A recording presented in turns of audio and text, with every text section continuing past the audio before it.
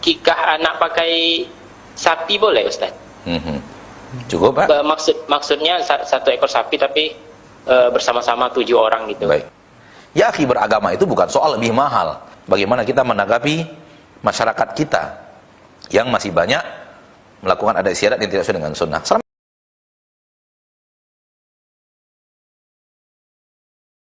Assalamualaikum, Ustaz. Waalaikumsalam warahmatullahi wabarakatuh. Ustaz, ini mau nanya, kalau kikah anak pakai sapi boleh, Ustaz?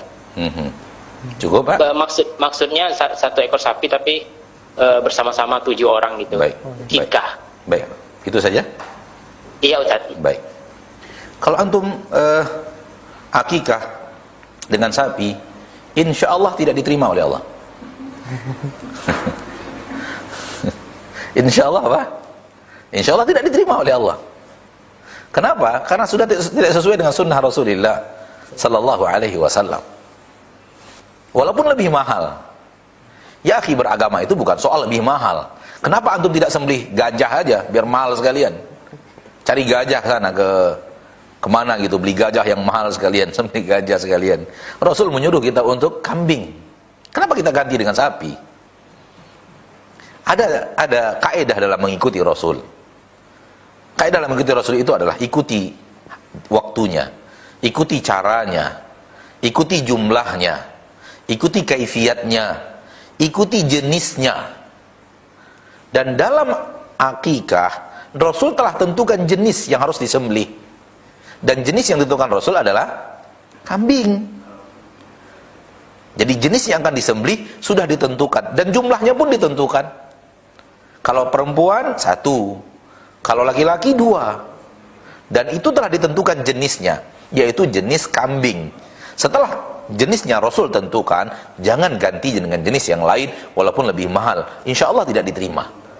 Insya Allah tidak diterima. Kenapa saya berani mengatakan tidak diterima? Karena Rasul yang mengatakan tidak diterima. Saya nggak akan berani buat kata-kata diterima atau tidak diterima. Semua itu berdasarkan dalil. Nabi SAW mengatakan, man amila amalan laisa alaihi amruna fahuwa raddun. Barang siapa mengamalkan amalan yang tidak sesuai dengan apa yang kami ajarkan, akan ditolak oleh Allah. Tidak ditolak artinya apa? Tidak diterima. Jadi bukan saya ngarang-ngarang, Rasul yang mengatakan tidak diterima. Tak sesuai dengan apa yang kami perintahkan, tidak diterima oleh Allah. Rasul perintahkan kambing, kita mungkin karena banyak duit, waduh, kambing terlalu sedikit, maka kita mengundang orang banyak, maka kita sembelih sapi, kerbau dan yang lainnya. Enggak diterima oleh Allah. Karena diperintahnya adalah kambing. Adapun ketika antum ingin menyembelih untuk orang banyak, antum sembelihkan kambing untuk akikah anak. Setelah itu antum sembelihkan sapi untuk menambah menu, berinfak, silahkan. Namun akikahnya tetap dalam bentuk kambing, karena jenisnya telah ditentukan Rasul kita tercinta Muhammad Sallallahu Alaihi Wasallam. Apalagi pakai serikat lagi. 1 ekor sapi, 7 orang yang sedang berakikah. Lalu bersekutu untuk bersama-sama berserikat, masing-masing satu kambing, kumpulkan uangnya, jadikan 1 sapi. Yang awalnya sunnah kambing berubah menjadi tidak sunnah ketika disatukan kepada seekor sapi. Maka kembalikan kepada ilmu yang diajarkan Nabi kita tercinta Muhammad SAW kepada kita.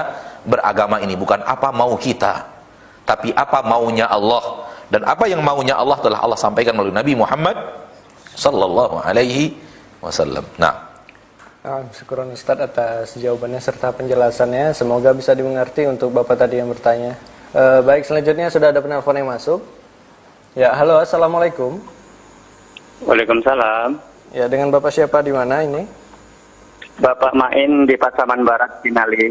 Bapak Main di Pasaman Barat. Ya, silakan Bapak. Saya tanyakan ke Ustaz, ya ini Pak Ustaz.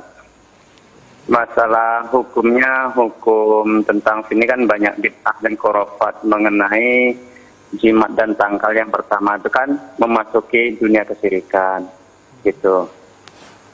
Yang saya pertanyakan Pak Ustadz, bagaimana kita cara menyikapi masyarakat itu yang masih sangat kental orang untuk melakukan kesyirikan seperti memasang tangkal untuk anak kecil supaya anak itu dapat perlindungan katanya. baik. Itu. Yang pertama itu Pak Ustadznya saya tanyakan. Yang kedua, pertanyaan saya kan baru hijrah. Insya Allah nanti kalau dipanjangkan umur oleh Allah Subhanahu Wa Taala, saya mau ke tempat Bapak ikut mondok di Al Hijrah itu kira-kira berapa tahun lagi Pak? Apa bukanya itu Pak? Masya Gitu aja Pak Ustaz. Baik. Assalamualaikum. Assalamualaikum warahmatullahi wabarakatuh. Saya langsung kepada yang kedua saja kali ya, menggelitik memang. Bapak, sekiranya Bapak tidak hijrah sekarang dan menunggu bangunan komplek hijrah kita selesai sekitar 2 tahun lagi, bagaimana kalau Bapak wafat sebelum itu? Kenapa Bapak tidak bertanya seperti itu kepada diri sendiri? Saya sekarang belum hijrah seperti yang Bapak katakan tadi. Dan kejujuran Bapak saya ocongkan jempol. Kejujuran Bapak sampaikan di media yang bisa didengar oleh seluruh Indonesia. Dan orang tidak jujur tidak berani mengatakan itu.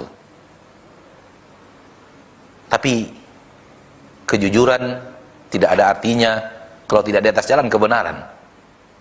Hijrah tidak menunggu harus bergabung di komplek Markas Sunnah Nusantara Al-Hijrah.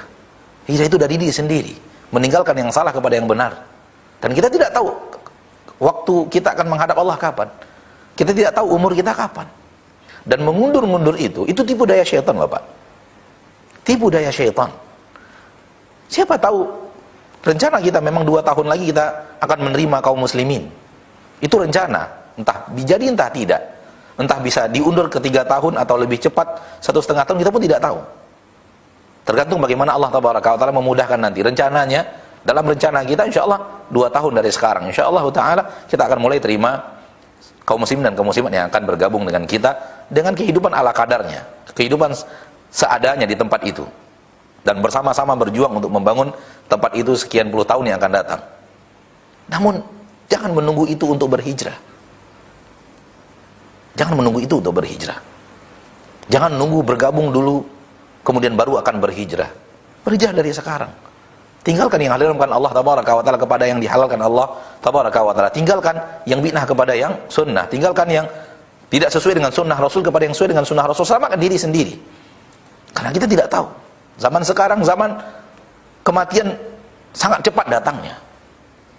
Kematian yang tiba-tiba banyak sekali terjadi. Masyaallah muslimin, masyaallah muslimat. Khusus saudaraku yang bertanya, barakallahu fiik. Anjuran saya kepada Anda yang bertanya, lakukan sekarang. Sebelum terlambat. Lakukan sekarang sebelum kematian datang. Kita tidak tahu kapan kematian itu datang.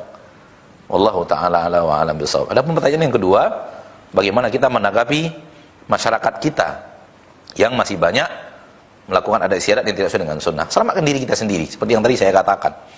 Kita sudah tahu, tinggalkan. Kita sudah tahu, tinggalkan. Kita sudah tahu, amalkan yang sunnah. Diselamatkan diri kita, untuk kita dan istri kita dan anak-anak kita.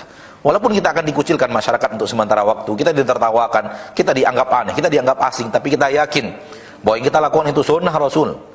Bahwa yang kita lakukan itu ada ayat-ayatnya atau hadis-hadisnya, referensinya jelas. Bukan kita karang-karang. Kita belajar dari orang yang benar-benar faham dan mengerti. Ada ayatnya, ada hadisnya. Maka jangan takut ditertawakan orang.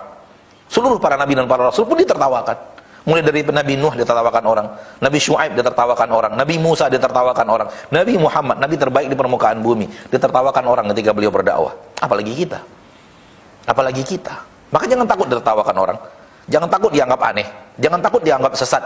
Yang jelas kita yakin beragama sesuai dengan apa yang diajarkan Rasul Muhammad sallallahu alaihi wasallam. Wallahu taala alam bisawab.